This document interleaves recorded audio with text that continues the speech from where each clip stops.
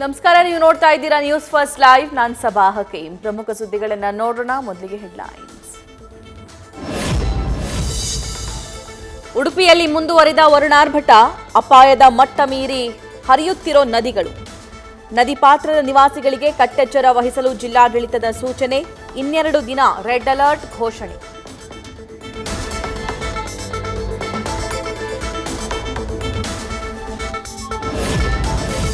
ತುಂಗಭದ್ರಾ ಜಲಾಶಯದ ಒಳಹರಿವು ಹೆಚ್ಚಳ. ಕಳೆದ 24 ಗಂಟೆಯಲ್ಲಿ ಟಿಬಿ ಡ್ಯಾಂಗೆ ಬಂತು 4 ಟಿಎಂಸಿ ನೀರು. ಇದೇ ರೀತಿ ಇದ್ರೆ ವಾರದಲ್ಲಿ ಜಲಾಶಯ ಭರ್ತಿ ಗ್ಯಾರಂಟಿ.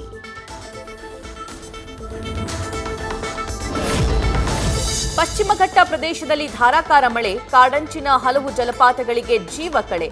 ಖಾನಾಪುರದ ಕಳಸಾ ನಾಲೆಯಲ್ಲಿ ಜಲಪಾತದ ವೈಭವ.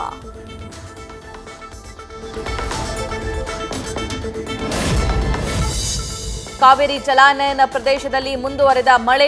ಕೆಆರ್ಎಸ್ ಅಣೆಕಟ್ಟಿಗೆ 11,027 ಕ್ಯೂಸೆಕ್ಸ್ ಒಳಹರಿವು. 102 ಅಡಿಗೆ ಏರಿಕೆ ಕಂಡ ಕೆಆರ್ಎಸ್ ಡ್ಯಾಂನ ನೀರಿನ ಮಟ್ಟ.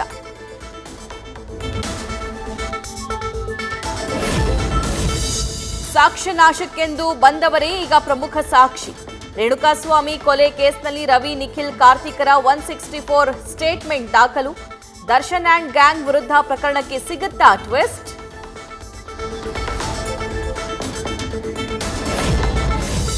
ಕೊಲೆ ಕೇಸ್ನಲ್ಲಿ 10ಕ್ಕೂ ಹೆಚ್ಚು ಜನರ ಫಿಂಗರ್ ಪ್ರಿಂಟ್ ಮ್ಯಾಚ್.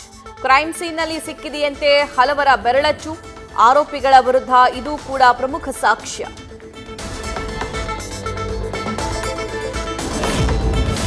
ರೇಣುಕಾಸ್ವಾಮಿ ಕೊಲೆ ಕೇಸ್ನಲ್ಲಿ ಹಲವು ಸಾಕ್ಷ್ಯಗಳು.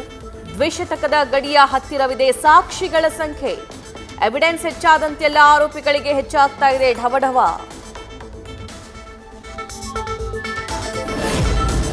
ರೇಣುಕಾಸ್ವಾಮಿ ಕೊಲೆ ಸಂಬಂಧ ಭೌತಿಕ, ಜೈವಿಕ ವಸ್ತುಗಳ ಪರೀಕ್ಷೆ.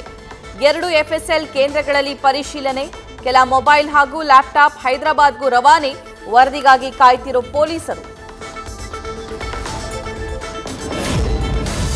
ರಾಜ್ಯದಲ್ಲಿ ದಿನದಿಂದ ದಿನಕ್ಕೆ ಹೆಚ್ಚಾಗ್ತಾ ಇದೆ ಡೆಂಘಿ ಕೇಸ್.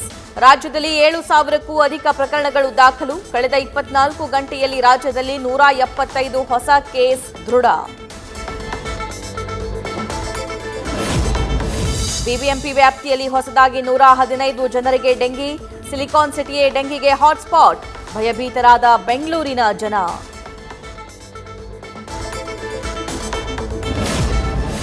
ವರ್ತೂರಿನ ಪಣತ್ತೂರು ರಸ್ತೆಯಲ್ಲಿ ಡೇಂಜರಸ್ ಡೆಂಗಿ ಕಾಟ.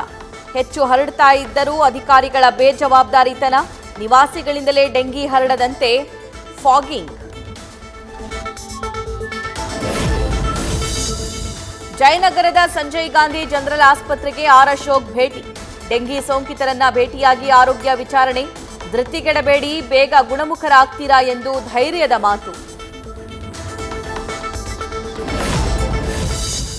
ಬೌರಿಂಗ್ ಆಸ್ಪತ್ರೆಯಲ್ಲಿ ಮೆಡಿಸಿನ್ಗಾಗಿ ಅಲೆದಾಟ. ಅಭಿವೃದ್ಧಿ ಕೆಲಸದ ನೆಪದಲ್ಲಿ ಜನತಾ ಬಜಾರ್ ಔಷಧ ಕೇಂದ್ರ ಕ್ಲೋಸ್. ತುರ್ತು ಸಂದರ್ಭದಲ್ಲಿ ಔಷಧ ಸಿಗದೆ ರೋಗಿಗಳ ನರಳಾಟ. ಕೇರಳದಲ್ಲಿ ಮೆದುಳು ತಿನ್ನೋ ಅಮೀಬಾ ಅಟ್ಟಹಾಸ. ಮೇ ತಿಂಗಳಿಂದ ಈವರೆಗೂ 15 ವರ್ಷದೊಳಗಿನ 3 ಬಾಲಕರ ಸಾವು. ಕೋಯಿಕೋಡ್ನಲ್ಲಿ 4ನೇ ಪ್ರಕರಣ ಪತ್ತೆ. 14 ವರ್ಷದ ಹುಡುಗನಿಗೆ ವಿದೇಶದಿಂದ ಔಷಧಿ ತರಿಸಿ ಚಿಕಿತ್ಸೆ.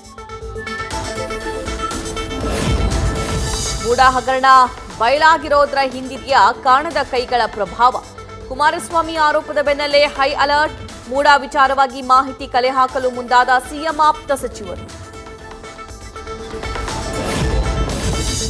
ವಾಲ್ಮೀಕಿ ನಿಗಮದ ಹಗರಣದ ಬಗ್ಗೆ ಸತ್ಯಾಸತ್ಯತೆ ಯಾಕೆ ಹೊರಗೆ ಬರ್ತಾ ಇಲ್ಲ? ಎಸ್ಟಿ ಸಮುದಾಯಕ್ಕೆ ಸೇರಿದ ನಾಗೇಂದ್ರರನ್ನ ಬಲಿಪಶು ಮಾಡಲಾಗಿದೆ. ಅಧಿವೇಶನದಲ್ಲಿ ಹೋರಾಟ ಮಾಡ್ತೀವಿ ಎಂದ ಜನಾರ್ದನ ರೆಡ್ಡಿ.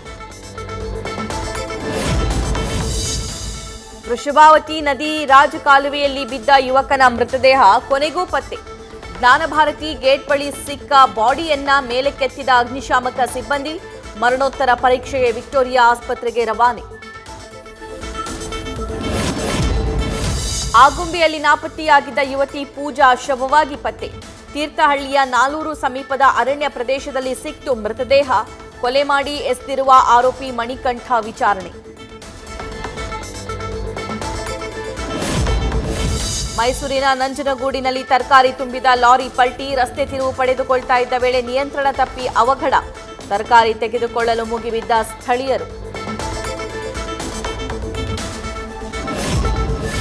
ಒಡಿಶಾದ ಪುರಿಯಲ್ಲಿ ಜಗನ್ನಾಥ ರಥಯಾತ್ರೆಯ ವೈಭವ. ಶ್ರೀಮಂದಿರದಲ್ಲಿ ಬೆಳಗ್ಗೆಯಿಂದಲೇ ಪೂಜಾ ಕಾರ್ಯಗಳು ಜೋರು. ಸಹಸ್ರ ಸಂಖ್ಯೆಯಲ್ಲಿ ಭಕ್ತರು ಭಾಗಿ.